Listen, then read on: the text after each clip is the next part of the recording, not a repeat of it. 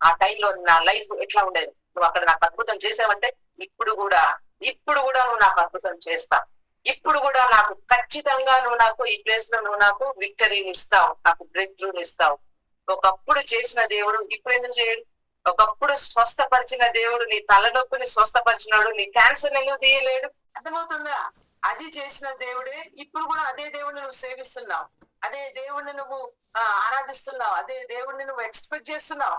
అక్కడ చేసేడు నీ తలనొప్పి పోయింది, లేకపోతే ఇంకేదో పోయింది, ఇంకేదో సిక్నెస్ పోయింది. ఇప్పుడున్న అద్భుతం కూడా, ఇప్పుడున్న సిక్నెస్ కూడా అదే దేవుడు నీ కోసం పనిచేసి దాని నుంచి నేను టోటల్ గా బయటికి తీసుకురావడానికి దేవుడు పని చేయబోతున్నాడు. స్పిరిట్ పవర్ తోటి దేవుని యొక్క బ్రేక్ త్రూస్ ని నీ జీవితంలోకి నేను రిలీజ్ చేస్తున్నా. ప్రతి స్టెప్ కూడా బ్రేక్ త్రూ తోటి నువ్వు స్టెప్స్ వేసేటట్లు నేను ఆజ్ఞాపిస్తున్నా. నీ జీవితాన్ని శక్తివంతమైన దేవుని యొక్క మలుపులతోటి నేను నిన్ను నింపుతున్నా. ఏ డైరెక్షన్ లోకి వెళ్ళినా బ్రేక్ త్రూ నిన్ను ఎదురుగా వస్తుంది. నువ్వు ఏ వైపుకి వెళ్ళినా బ్రేక్ త్రూ అక్కడ నీకు అపియర్ అవుతుంది.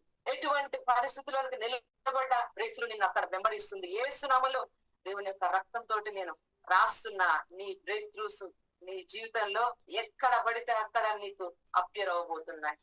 యేసు నామములో నువ్వు ఈ బ్రేక్ త్రూస్ తోటి నువ్వు సంతృప్తిగా నువ్వు బ్లెస్సింగ్స్ ని నువ్వు చూసేటట్లు నేను బ్లెస్సింగ్స్ రిలీజ్ చేస్తున్నా. సాటిస్ఫాక్షన్ గా నీ జీవితానికి సరిపడా మేలులతో దేవుడు నిన్ను ఆశీర్వదిస్తున్నాడు.